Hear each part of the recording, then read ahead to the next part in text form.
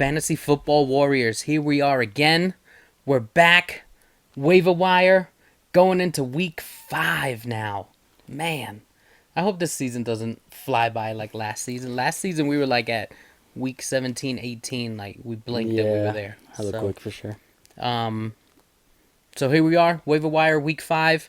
The Tank Sinatra, Eddie Bravo, bringing you what could be contributors for your lineup. We got the bye weeks coming up and things of that nature. And just as I say that, look at that. Bye week. Chargers, Eagles, Lions, Titans. Of note here, probably just Eagles, Lions. Yeah, for the most part. Tony Pollard's been good. J.K. Dobbins, both contributors on your teams, but definitely significant buys are definitely from the Lions. You're going to have Hurts, guys like Saquon. Obviously, Devontae Smith, A.J. Brown were already, out. But Lions, you've got Amon-Ra, Montgomery, Gibbs, all going to be out of your lineups this week. Be careful. Chargers, probably J.K. Dobbins of note. Titans, you already mentioned. So, yeah, just be careful. Plan be careful out there. Plan accordingly. That's right. All right, high-end options. We start off with Dontavian Wicks after Christian Watson went down. That is right. Up here it says he's likely to go on IR. Further reports have indicated that maybe it's not an IR stint, but he's still expected to miss a few weeks here. So something to monitor, but in the meantime, Dontavian Wicks is a priority add and probably someone you're starting. Yeah. This offense is going to pass a ton. Jordan Love is back. Dontavian Wicks is... Anytime Christian Watson isn't on the field, Dontavian Wicks has gone out there and been really, really solid. So this week he led the team in targets at 13, and it was 5 for 78 with 2 touchdowns. Obviously had a great game here. Priority add, I think he's the number one add to make if he's on the wire.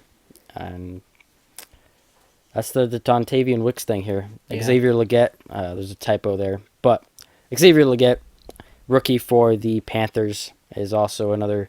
Could be a good add. Dalton has ignited the offense. Obviously, they're moving the ball significantly better. And he's second in targets over the last couple of weeks behind Deontay Johnson, and he had a pretty good game this week too. So I think Xavier Legette is a good option here. On the come up. Now, Chase Brown, he might be second or maybe above Dontavian Wicks in terms of priority, but he is 54.6% rostered in the ESPN league. So it's not like he's super widely available, but I figured I had to mention him just because almost 50% of leagues he could be available. So if he isn't available in your league, I would be pretty aggressive in getting him. All season long, we've been saying it, and we've been seeing it, is Chase Brown clearly looks like the better back here. He's more explosive, and he clearly needs to be getting touches, right? And so climbing. The stats back that up. He's got a 6.34 yards per carry, which is first among all running backs in the entire league with at least 25 carries. Zach Moss, 3.8, which is 31st. So what we've been seeing on the field is backed up by the stats here. Yep. Chase Brown clearly has played better, has been better, and I know the coaches see it because his opportunities have gone up every single week. Yep. And this week they tied in carries at 15. Obviously, Chase Brown, 15 for 80, 2 touchdowns. 2 receptions for some amount of yardage there. So this was the game. I hope this is the blow-up game. I've been rostering Chase Brown everywhere. I was big on him in the offseason. Mm-hmm. If you watched our offseason videos, I was really excited about Chase Brown. Explosive athlete, looked good last year, and I really feel like he had the ability to take this backfield and run with it. And then taking the offseason buzz about him getting a lot of the first team reps. I was in on Chase Brown this season, so I drafted a lot of them. So I'm happy to see this, and I hope it continues. But this was definitely we've been seeing positive signs here. So if he's available, please try to go get him, because I think this could just be a sign of things to come for Chase Brown. Free Chase Brown. Free him, please.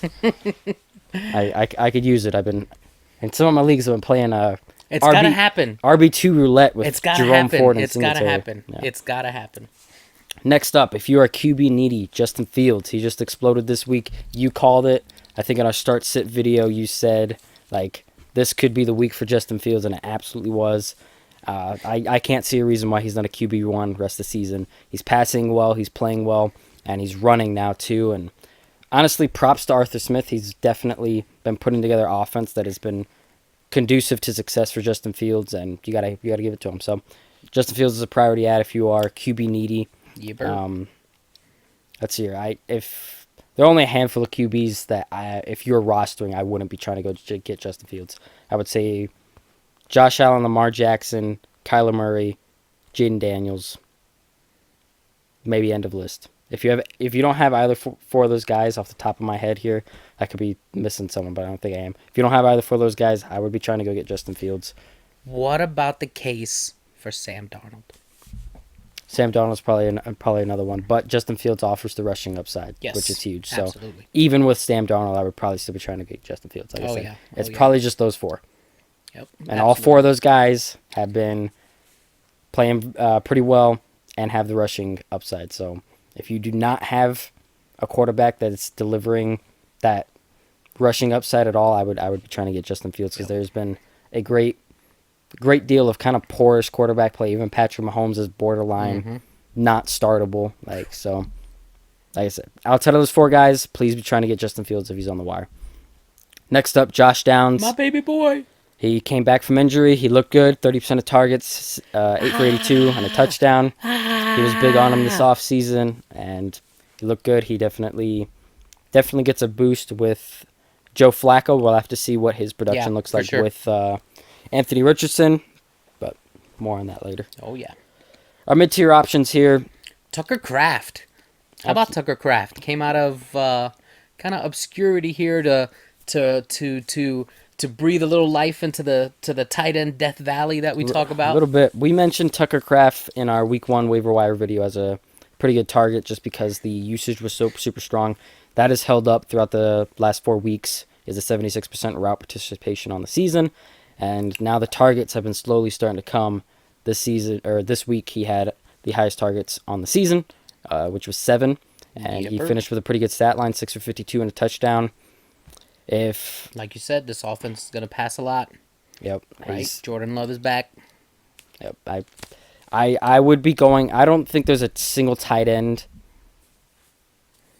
you could possibly roster that I would still not be trying to get Tucker Kraft on my team, just because the uses have been strong. This is an offense we expect to be good and pass a lot. If Tucker Kraft becomes a key part of this offense, he's going to be good. A game like this, several tight ends have not registered. Mark Andrews hasn't had a game like this. Dalton Kincaid hasn't. Trey McBride really hasn't. In the points scored, he had 18 in week 2, but that was off of he recovered a fumble in the end zone and got an extra 6 points right there, right? So there have not been a lot of tight ends delivering this kind of fantasy finish, so I think he's a priority add for any tight end owner. Yeah, gotta have him. Kareem Hunt, completely flip-flopped. Last week, Carson Steele led the backfield. This week, it was Kareem Hunt. Didn't look half bad, honestly. No, he looked pretty good. 14 carries and 2 receptions for 85 total yards. He so did all right. Not too bad in the production department. If you're running back needy, I think he could be a good add here for you so that you can deepen the depth here. Now, it's kind of hard to recommend him too much just because you still don't know if that's going to hold. Gonna happen here, right? It could be running back committee to death for all we know. He got the nod this week. It could be Samaje Perine. Right. Steele could be back because that's an important thing to remember. Is Carson Steele made the start? He was the starter this week, and then he had a fumble, and that's where they were like Kareem Hunt, right? So next week they could go back to Carson Steele, right? And it could be kind of just. So I'm pretty sure Andy Reid is kind of famous for you fumble the ball, you lose playing time, right? And then he wants to go back to you the next week, so. Just understand that with Kareem Hunt here, it could easily still be the Carson Steele show, but however, if it's not, the gamble, the juice could be worth the squeeze here, right? You grab him, you stash him, you monitor. If he becomes something, he's on your roster. Yep, that's it. Wanda Robinson has been pretty good this season. 25.5% of targets on the season, has 8+ targets in 3 out of 4 games. PPR machine, he's catching a ton of receptions, low yardage here, so it's not he's not going to have a super high ceiling here, but he's going to give you good enough value off of a ton of receptions. He can be a contributor. A little bit of yardage here. Important to note is Malik Neighbors has a concussion. Yes. I think he'll be fine for this week, but you never really can tell. 10 days. 10 days to I think he'll be fine for this week, but something to monitor there. Jalen Polk, Didn't pop in the box score this week, but the usage has been really strong, and the snaps and routes have been going up every single week. He had an 88% route participation this week. I think he's long-term on this offense to be the receiver we want. I think he's someone who can have a second-half breakout, especially if Drake May starts the second half. Yeah, if they can get that offense kind of even a little bit figured out, he'll be a contributor. I think Polk is the one we want here. Yep. Low end, Trey Sermon. Jonathan Taylor has a high ankle sprain. I'm hearing it's a mild high ankle sprain, but we heard that about Saquon Barkley last year and that he missed 3 games. So I don't know. Don't really know what's going on there, but he could easily miss time. Sprains, I mean, everyone wants to even talk a him mild, down. Yeah, you want to talk him down. Even a mild high ankle sprain is still a high ankle sprain. Yeah, so I Jonathan Taylor could easily miss time here. Trey Sermon becomes a good add and potentially a good start if that were to happen. Justice Hill, kind of a lower end option here as well. They clearly want him to have a role. We've seen that. Yeah. And he's been plenty fine in the receiving game. Last week he had 6 for 78 and a touchdown. So pretty good production. It's going to be more on the volatile side just because any running back making all of his production in the receiving game is kind of going to be all over the place a little bit just because it's not going to be funneled. But we have seen running backs in this role, Jerick McKinnon a couple seasons ago, have these like back-to-back games, league-winning type games in the playoffs or getting into the playoffs. So I think he's a good person to roster. If this role really starts to stick, I think he can thrive off of it, and I think he'd be getting pretty good production here. Yep. Especially in a PPR league. Jordan Whittington, he led the team with a 27.6% target share this week. 6 for 62, not much in the box score, but still a nice 12 points. He had some buzz, but he's nothing more than a temporary option until Puka and Cup return. But yeah, if you need it now, especially with bye weeks, I think you could do worse. You still got Robinson and Tutu on the field. I mean, it's... Yeah. Streaming, Deshaun Watson at Commanders. I'm sorry, I laughed again. It's a crazy... It's not the greatest quarterback streaming week when you got Watson. I will have to say that. When I was doing the research here with the streaming options... It's not a great week for streaming, so I really hope you have quarterback figured out. Yeah, for sure. At this point in the season, and if you don't, you need to be. Yeah. Whether that's through a trade or whatever, you need to start figuring out your quarterback position. Yes, but it's week 4, y'all. Start getting together. Week 5. Week 5, right? Start getting together. Start figuring out trades if you need them. Yep. All that good we stuff. will be doing our trade video either Friday or Saturday. It'll be out, so keep an eye out for that. But Deshaun Watson, Commanders are obviously been a very good matchup for quarterbacks and wide receivers for much of the season and much of last season even. So obviously Kyler Murray kind of crapped the bed a little bit this week, but that's kind of the flash in the pan based on the larger sample size we have here. So Deshaun Watson go out there and have a productive game. If Anthony Richardson is inactive this next week, which I don't think he is going to be, but there's always a chance that he is, Joe Flacco at the Jaguars is a plenty fine start here as well. As far as defenses go, Dolphins at Patriots. Patriots are giving up 4.3 sacks per game. Dolphins, I think, capitalize off of that. And on the flip side, Patriots versus Dolphins as well. Obviously, they are handicapped at the quarterback position. Yep. And the Patriots defense has not been half bad. Commanders versus Browns. Deshaun Watson has been the most sacked QB in the league, so I think you can count on the Commanders getting home for a few sacks here. I think so, too. That's where I would be going if I had to stream defense. Booyah! And that was Week 5 Waiver Wire. Week 5 Waiver Wire in the books. All right.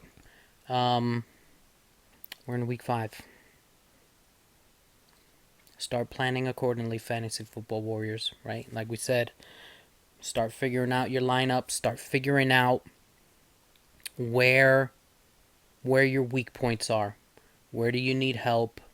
How do you find it? Is it on the waiver wire? Is your waiver wire rich? Do you have small benches? Do you need a trade, right?